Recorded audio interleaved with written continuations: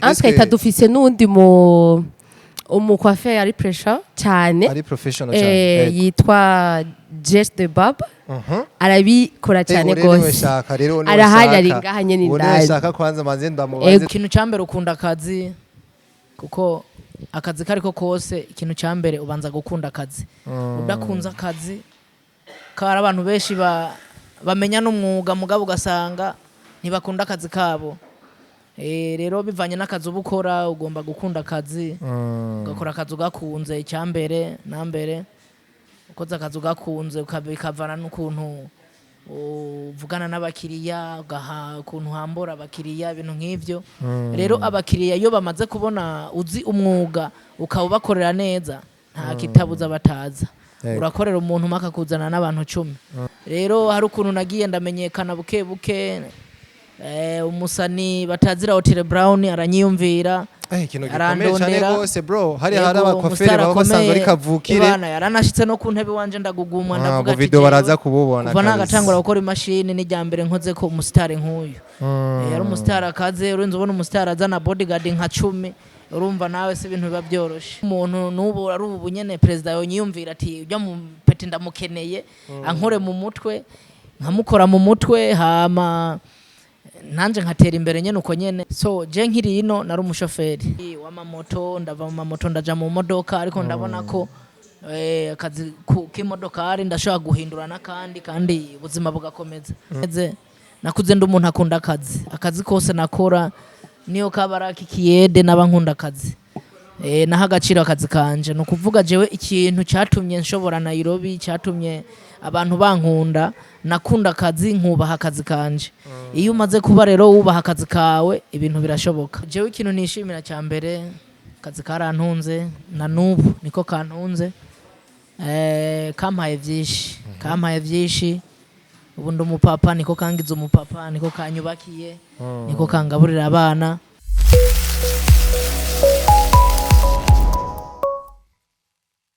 You already know me, beautiful people. On the mic against me, one and only Janice for sure, aka Action Boy, aka Mr. Dream. So, bakunzi ba ukuri complex nongeye kubaramutsa nizere ko mukomeje kugira ibihe byiza. Si c'est la première fois uravye ikiganiro making sure ko wakoze saswa. So, hano rero turi mu gisagara ca Bujumbura neza adresse si yindi n'imbere yo kwa bitwa indibaza benshi murahazi abantu mukundaga kwavu kokeje ni imbere yaho tout juste ari salon nziza ni salon VIP ni salon uhimwesheje cyangwa se uri umumama uhakoresheje imishatsi ugenda urivuga ati hajya ahantu uharangira n'abandi rero hano twashize nko kuri complex kugira ngo tugerageze kubamenyesha tubereka neza yuko hari salon nziza ishobora gukora service zose ubushaka ku mutwe kugira ngo ukomeze guca ibibazi aha rero twamaze gushika indani murabona kara ahantu heza na ahantu deja muza gutangarira kubera ko akora abantu babizi abantu bari professional nanje murinze mumbora mubizi aya mashanete nayo kubantu mukunda kuberwa mwizosi mundondere muri commentaire ndabahe nimero z'uyu mujama afite amashamete meza cyane gose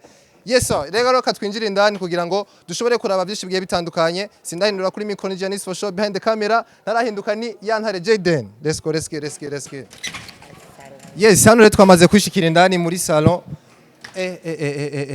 rega bahambwira ku munwa ntarahinjira ahantu ladies and gentlemen ino salon ndayibatuye kabisa none ko hasuku dibaza bakomweye ibindi bintu by'amaservice yo ngahandi bazana ibindi bigiye bitandukanye rero turi muri reception sister karibu ego biracamo cyane yes hano rero murabona ko twamaze gushika indani tugiye twakirwe n'umukobwa asa neza abantu ngaha basa neza n'intu byabona ko ni salon yagutse by the way uri kurinjira indani je sina expecting ko nza gusanga ikibanza kimeze uko ariko ikibanza murabona ko ari ikibanza gishajije ikibanza ubona yuko antu ko murato kubaka ikintu ngiki hatari abantu bari professionnel sister umeze neza karibu cyane ego by the way usa neza no ngaha thank you ego hano isaro tubona ko ari isaro nziza mbe saro yanyu yitwa gute kabijya ko ngaha bimeze gute ibintu byo nka muri rusange bimeze gute saro yacu yitwa G Style dufite abakwaferi bari professional ibiciro byaho ni ibiciro biri hasi cyane kandi baza guhava batinya kubera kino kibanza ni heza cyane gusa ibiciro biri hasi dufite abakwaferi bazi kumwa neza kandi ibiciro bimeze neza sinzi ko twobabwira ibiciro ukuntu bimeze ego turahera ku biciro by'abamama abamama coiffure yabo ni 12000 coiffure plus black ni 20 000, coiffure plus produit ni 22 000, coiffure plus black plus produit ni 30 000. None ko bizimbutse ibintu vyo ngaha birazimbutse cyane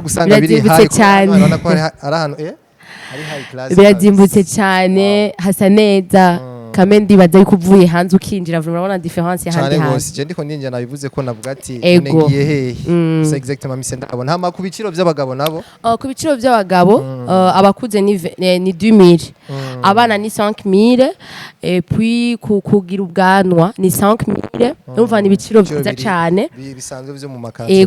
Hama hariho ibyo bagushaka ko na black ni 15 000, et puis kukumwa na produit ni 15 000. Hama hariho abamwe babashize ko majuki ni 13 000. Hariho aho bagira masque ni 20 000, et puis kukumwa gushaka ko produit na black ni 30 000. Donc ni ibiciro biri hazi cyane. Premier ninje hano hantu ndabona mwadufashe neza ko mwatwakiriye muturamutsa neza kandi turabona ko service zo ngaha ntuka ibintu byacari bishashe ibintu byose biri ku murongo. Twita dufise nundi coiffeur ari pressure cyane ari professional cyane yitwa Just the Barber. Arabikora cyane gose arahari ari ngaha nyene ndari urashaka kwanza manze ndamubaze turabe nta kibazo ari professional gira abantu badukurikiranye mumenye yuko hano apa yuko haraba coiffeur bari professional hari undi muntu ari special bambwiye akora ngahanya atabona ko no ngaha mu gihugu yahora akora muri Kenya. Yes, umuntu avuga ati ko uyu muntu tuze tumurabe twumve akabijya n'ubumenyi yakuye hari muri rusange ibintu bidasanzwa byo gukorera abantu ngaho arahari ari ngaha nyene.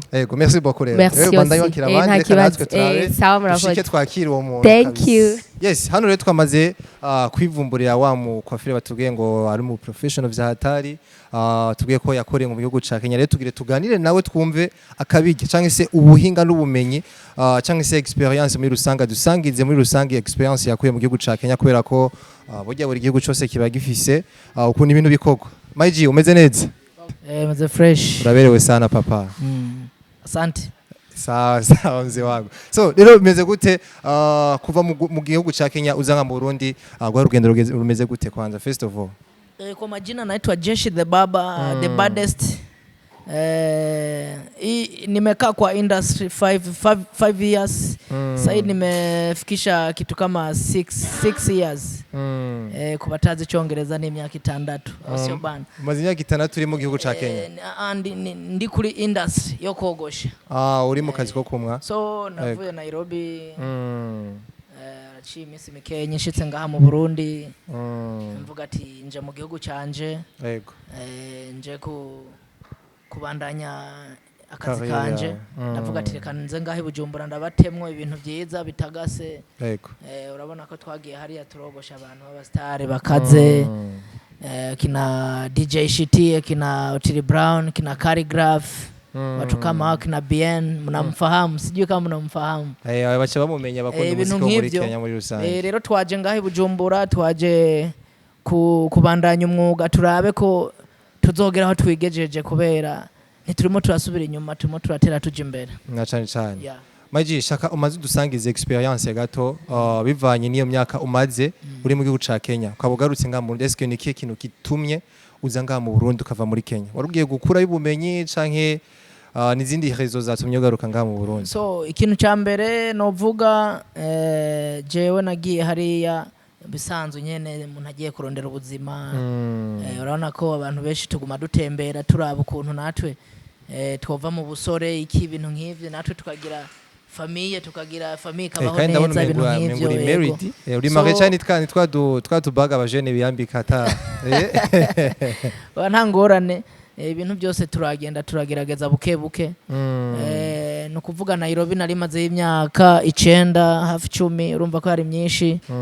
Navuze ati rero mu iyo myaka sinoguma nteze ibihugu bindi ntagiye guteza igihugu canje imbere. Navuga ati ndatashe reka nze ngaha mu Burundi nanje ndabe ko babajene banje nasigino ko tuzote no bigisha n'umwuga bakamenya tukazamura brand ibintu nk'ivyo. Rega urubatse ko mbona Yego, I'm marriage. Wow, ni ikintu cyiza cyane gose. Maji, before yuko dushika ku cyakuzenga mu Burundi muri rusange tubwiye ko intumbero ufise ari ukuza gufasha abarundi nabo batume basa neza bagenda baciye batsi muri rusange ko natanga ndavuga muri introduction.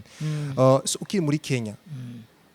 Vyagusavye igihe kingana gute kugira ngo ufatishe ni kihe kintu wishimira wakuye muri Kenya muri rusange bive n'akazi ukora? So byantwaye igihe kubera yari changamoto kubera urabizi yuri muri rishakisha bisaba kugenda nyene buke buke. Ikintu cyambere ukunda akazi kuko akazi kariko kose ikintu cyambere ubanza gukunda akazi. Udakunza akazi kara abantu benshi bamenya n'umwuga mugabo ugasanga ntibakunda akazi kabo. Rero bivanye n'akazi ubukora ugomba gukunda akazi ugakora akazi ugakunze icyambere nambere ukoza akazi ugakunze ukabikavana n'ukuntu uvugana n'abakiriya ugaha ukuntu hambura abakiriya ibintu nk'ivyo. Rero abakiriya iyo bamaze kubona uzi umwuga ukawubakorera neza nta kitabuza bataza. Urakorera umuntu maka kuzana n'abantu 10. Ya ibintu nk'ivyo nagiye je ndi umuntu wa social media, Instagram, TikTok, ahantu hose za YouTube, ahantu hose mba ndiho. Rero hari ukuntu nagiye ndamenyekana buke buke. Umusani batazira Otile Brown aranyiyumvira. Ikintu gikomeye cyane gose bro. Hari abakoferi baba basanzwe ari kavukire. Bana yaranashitse no ku ntebe wanje ndagugumwa ndavuga ati video baraza kububona. Kuva nagatangura gukora imashini n'ijyambere nkoze ko umustar nk'uyu. Yari umustar akaze urenze ubona umustar azana bodyguard nka 10 urumva nawe se ibintu biba byoroshe cyane gose. Ibintu nk'ivyo. Wow, ni ikintu gikomeye gose. Utubwiye ko wamwe aba star nka Otile Brown ndibaza abantu bakunda umuziki ndibaza muca mumenyana umuririmbyi akomeye cyane mu gihugu ca Kenya.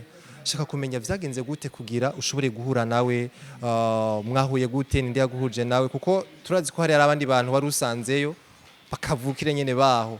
Shaka kumenya rero ukuntu vyatumye umuririmbyi akomeye nka kurya akurondera. So nkuko mubizi ibyo bihugu bibanye n'abantu social media barayimenyereye. Jendo umuntu wa social media nakubwiye na postinga buri munsi nka kujya ko umuntu nubo ari ubu nyene president yonyiyumvira ati ujya mu peti ndamukeneye ankore mu mutwe nkamukora mu mutwe hama nanje nkatera imbere nyene uko nyene yaranyiyumviriye vraiment yangiriye DM IG ndamusubiza arambwira kankeneye ko ndamukora mu mutwe ndavuga ati ntari bikabisa. Donc bivaye n'ukuntu wa postinga cyane ivyo vyatumye avuga ati uyu mupeti yarabonye akazi kanje aravuga ati umupeti arashoboye nkeneye kankora mu mutwe. Yaraje vraiment ndamukorera mu mutwe niwe yanyandikishije n'amateka vraiment. Ndamushima gose. Ikintu gikomeye gose. Wabwiye uvanga mu Burundi ugiye kwiga hariya kugira ngo like ukuze carrière yawe canke se ugire icikuye hariya ko turaza abantu benshi bavanga bagiye mu bihugu vya Buraya bagiye kugira ico bakuye kugira bashobore kwiteza imbere cyane cyane ko twabonye ko umuntu wubatse bizose n'impamvu zituma wumva worondera cyane. Mbega hari ugishikaye n'ibindi bihe byakugoye kuko ahantu hose ugiye umva uvuye mu gihugu kimwe ugiye mu kindi ubuzima bwo hariya butandukanye n'ubwo nga nibe bintu byakugoye ugishikayo gajeshi? So Nairobi ahantu hose biba bigoye ushitse uri mushasha ugomba kuboneka nka mushasha nyene gusa nyene wewe nyene nkawe uzi iyo wajuva uravuga ati jewe navuye mu cyaro hahandi hari iyo cuhabona hamwe twarima imyaho ibintu by'ibijumbu cyo bibona. Rero iyo ugeze mu muji uteye ubwoba bisaba ko urondera ugenda na vibe yaho hantu ubusanzeho. So ukuntu byaciye bigenda jewe narashitseyo ndapambana bisanzwe ndapambana nk'abandi menyana n'abakenya niga kubana n'abantu ibintu nk'ivyo ntangura kwiga umwuga bisanzwe. Byabaye ibintu bigoye kubaho wishura inzu uri umunyeshure biba bigoye. Ariko byarakunze byahavuye bikunda bivanye na vibe yanje bivanye n'ukuntu nakunze akazi abantu barankunda bakunda akazi kanje. So ibintu nk'ivyo Bega ukiringa mu Burundi warusanze ukora kano kazi nyine canke wabaye obligé yo kukigira ushitse hari? So je nkiri ino nari umushoferi nuco bibona hari ya ruguru hamwe hagwa imvura n'ibirato kaco bikura uco habona hamwe ahantu habi mu Burundi niyo je niyo mvuka urumva nyene je nari umushoferi w'amamoto ndava mu mamoto ndaja mu modoka ariko ndabona ko akazi k'imodokari ndashobora guhindura n'akandi kandi ubuzima bugakomeza ibintu nk'ibyo. Wow, ibintu bikomeye cyane gose. Shaka kumenya rero imyaka 5 yose uri hariya bivaye n'ukuntu experience ukuntu uri kurakura mu kazi ukuntu uri kuramenyera akazi umenyera n'igihugu na cyane cyane kuko ahantu buriya bisaba ko wamenyera kugira umenye ukuntu ushobora kuhaba. Bega kuko wagiye deja tugiye ko wubatse ufite umuryango nibihe bintu like ko turabona abajene benshi bashitse mu bihugu vya Buraya hari gihe usanga badukanye ingeso izina ziriya gukunda ikirori cyane gukoresha amahera nabi mbega wewe nawe nuko vyari bimeze canke bivaye n'ukuntu wasize uvuga ati ndafise umuryango ibintu vyari bimeze gute witwaye gute kugira ngo ushobore kuba uva hariya ukagaruka ngahanyu ibintu bikimeze neza?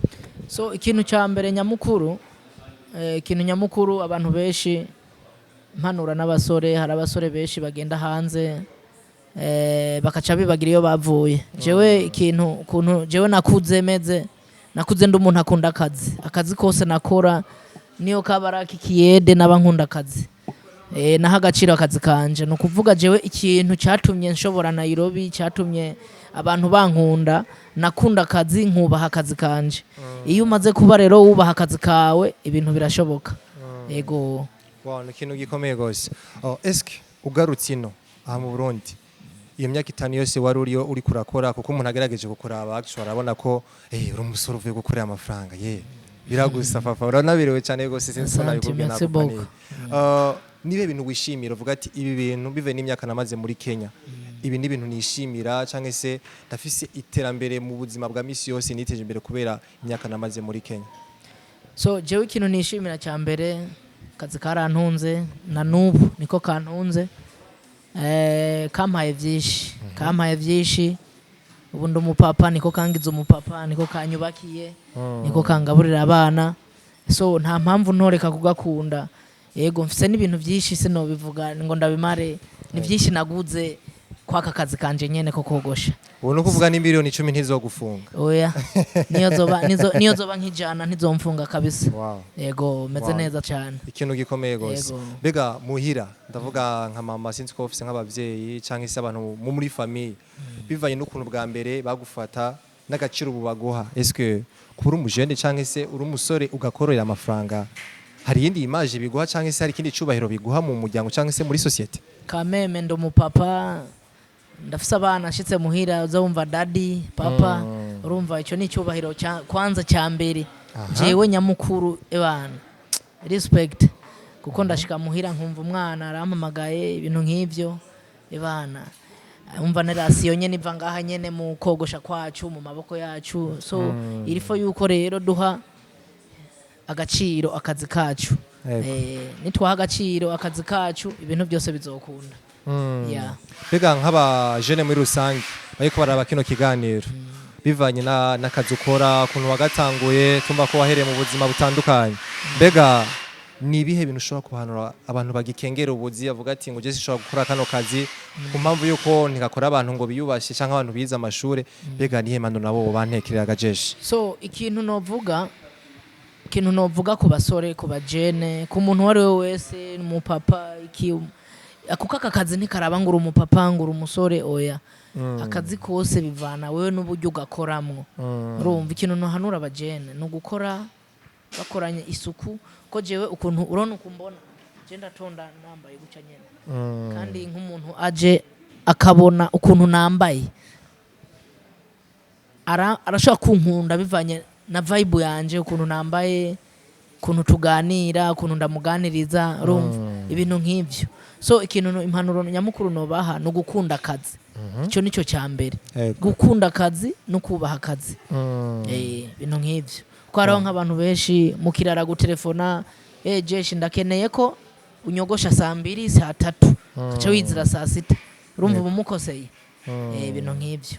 Yego jeshi experience ufise muri kano kazi bive n'ama service uzutanga cyangwa se n'ibintu ukorera umuntu mu gihe yagutumbereye cyane cyane nk'abagabo cyangwa se abasore ni ibihe bintu uvuga ati ubu n'ubuhinga bivanye kuba waramweye umustar nka Otile Brown twese abantu benshi baramuzi baza ko naka video by the way ko barundi bazi ko bapinga bashaka kumva uri kurabivuga ntibabone uvuga ngo kituna picha ntibavuga ati hata foto nacabaye baraza kwibona noneho muri rusange bivanye niyo experience ufise imyaka 5 uri mu gihugu ca Kenya ni nk'ibihe bintu ubona ngaha mu Burundi bivanye n'amasalo de coiffure maze kujamwe uvuga ati experience ufise hariya n'ukuntu nabona ibintu bikorwa n'ukuntu ndabikora jewe bitandukanye no ngaha. So ni ibintu vyino ni byinshi hafi nka byose hariho byinshi badafise korana ko nkino twamenyereye ajya mu mashini y'insinga ajya sharizwa mugabo twebwe hariya tumenyereye ama mashini speciale ajya originale urabona mwasharizwa ibintu nk'ivyo ibintu by'ama spray akaze ibintu bita nk'ama fiber ino ntavyo bafise urumva ibintu nk'ibi ni byinshi badafise yego urumva ino gusa tuzogerageza kuko dufise ahantu dukura ibikoresho nta ngorane n'ibisanzwe bega kwisanga muri ino salon ni ibintu bimeze gute kuri wewe ni ikintu wakira gute kubona ushobora kuva hariya deje urumva urumaze imyaka myinshi utari ngaha mu gihugu ukacushika kwishikira muri salon nziza nk'iyi tubona ko turabona ko ari ibintu bimeze neza uba wiyumva gute gajesha? So Jenny Fresh kuko jewe inza si Jenny zanye n'umubosi yashatse kuguruza ego n'umubosi yuguruje ikintu gikaze aravuga ati jereka ndondere umuntu bitaruna kanabonye azakazi azumwuga mukwafere yogosha abastar reka ndamuhamagare ndabe ikintu yomfasha rero turimo turagerageza ukuntu twokora business ni wampamagaye kuva Nairobi ndazino ibintu byose niwe urumva ko nanje birantera inguvu zo gukora cyane kugira ngo n'ahandi nze mpamagagwe hanze ibihugu biremereye ibintu nk'ivyo. Jesh umaze gukorera mu gihugu ca kibanyi ca Kenya ngaha mu Burundi bega ni wagiye urahaba gute kuko burya ahantu hose uhaba bivanye n'ukuntu witwara cyangwa se ushobora kuhakura ikintu bivanye n'imyitwarire yiwawe bega nihe myitwarire cyangwa se nk'umuntu dufataye karadukurikirana ari mu gihugu runaka bivuye n'akazi yagiye gukora mbega nibihe bintu akwiye kwitwarareka kugira ashobore kubaho hantu kuko uruva deje uri mu gihugu kitari ikiwanyu nibihe bintu umva umuntu yoshobora kwitwara avuga ati ubikurikije ukabikorera kuko nakuriya urashobora kubaho kandi ukahakurikira? So ikintu cya mbere nyamukuru sinzi ko wari wanyumvishe nukuvuga uriyinze uva muhira kwa so na nyoko mu gihugu cyakuvyaye ukarenga ujya mupaka ukajabuka menya ko utari muhira icyakujanye ubukizi nukuvuga rero umaze kumenya icyakujanye ufokasinga n'akazi warose kariko kose kaba katari kasaro kaba kariko kose zina kazi kariko kose we fokasinga n'akazi urimo wige kubana n'abantu neza ibintu nk'ivyo urabaha ahantu yego. Wow, ni ibintu bikomeye gose. Dusa nkaho ariko baragana ku musozo wa kino kiganiro nuko atari kirekire cyane ariko twagerageje tuze hano kugira ngo twereke abarundi cyangwa se abantu bari ngaha mu gisagara ca Bujumbura ko haje salon nziza, salon iri VIP salon uyiravye ukwibaza ngo ibintu bizaho ngo biravunanya ariko ibiciro numvise ari ibintu vyorohera uwari we wese. Jesh experience ufise imyaka 5 kubumenye ufise uvuga ati nyamba ari umuntu kwafira runaka ni yihe côté fort cyangwa se ahantu uvuga ati aha ndeze ndagukoreye service ntandi hano ushobora kuyisanga? So jewe kawaida ubukinzi wanje umukiriya ndamuha 1 hour isaha imwe yo kumukora. Ego. So nta haraka mbafise mbanzi ko yabukinze ashaka gukorerwa ibintu byiza ashaka kogoshwa neza yarinza ntumbera mbanzi ko wamukiriya ashaka ibyiza kandi yazanye amahera yiwe. Rero maze kumenya ko yazanye amahera yiwe ngomba kumukorera ikintu ciza kugira ngo anasohotse hanze uwari we wese avuga ati ego bagukoreye neza uwo mpa nimero y'umuntu yagukoreye ibintu nk'ivyo keshi byaba birakunda kuba ndashobora kogosha nk'umukiriya umwe ugasanga nzaniye abakiriya 5 10 8 ibintu nk'ivyo. Rero ijya service wakoreye umuntu nituma umenyekana ibikogwa nibyo bya mbere. Bega haraba kwaferi uyo mwimwesheje kusanga yagucongeye ino gasanga ibintu munasotsa ari doga mbega kuri wewe urumva ufata igihe cy'isaha yose umuntu uri kuramwe kuvuga mama kosese urakosora ibintu nk'ivyo bega ni nakaye kabijya ko gukorera service nziza umuntu nubwo wumva bigutwara isaha yose twara abantu nko mu isaha bamaze kumwa nk'abantu bashika nka batanu bive no kunyarutsa kugira ashoboye kuronka amafaranga binyarutse mbega ntihora byishuka gituma umara umwanya nko wose uri kuramwa umuntu mu gihe abandi yose abaye umwe abantu batanu canke n'abarenga so jewe nukuvuga jewe ni brand sinzi ko wumva icari cyo gucunga izina ry'umuntu uko jewe hakonda kogosha nabi no upfa umugenda mu mushugurizi wawe ukaza ufise umwanya wo gukorerwa ya service wasaba urumva sindi muri babandi bakwabagura umunota umwe iminota ibiri nguragiye oya agenda guha umwanya ufise kwihuta naho ndakureka ukaja mu vyawe ugakora ibyo byawe ubona ko ufise umwanya ukagaruka nkagukorera service nziza kugira ngo sinonona akazi kanje yego jeshi biramaze gushika nk'abantu maze kumwa ngaha mu Burundi bive n'igihe hamaze uwo muntu bive na service umukoreye ugasanga ari umva deje ufata isaha yose kintu gikomeye isaha umuntu ariko arakumwa umva ko atakayirere kabisa utaha wishimye kandi n'abantu uciye bavuga ati ewe mwishijano hazima biramaze gushika ukamwa nk'umukiriya bivaye n'ukuntu umukoreye service neza akavuga ati kira kantu kwinabiri so jewe ndakora na home service home service no kuvuga nijya ura requesting ura bookinga ukambwira ati sinkeneye kuja kuri salon ndaza woshobora kuzi wanje no kuvuga ibiciro by'iwanje birazwi ugiye kuri mutandawoni ibiciro biba bihari byo kuri salon birahari byo muhira biba bihari umva ni tofauti donc urumva kuri ngaha amemta n'umuntu kamusanga ahantu hari hose yego ahantu hose uburi niyo buri Gitega niyo buri hehe no mufuka wawe yego wow ni ibintu bikomeye gose jeshi reka mfate no mwenda gushimire kuba washoboye kuduha kano kanya ko deja bambwiye kuko no kuronka ngaha bivaye n'ukuntu gumva guma mu circulation uja kumwe abantu hirya no hino rero turagiye kuba twakwakiriye kabudu sharinze experience office bivaye no wamaze hariya nakazi usanzwe ukora ndagushimiye cyane gose merci beaucoup yego ukomeze ugira ibihe byiza ukomeze abarundi n'abarundi kazi ubakubita imicongo bamwa neza ukomeze gusayangana thank you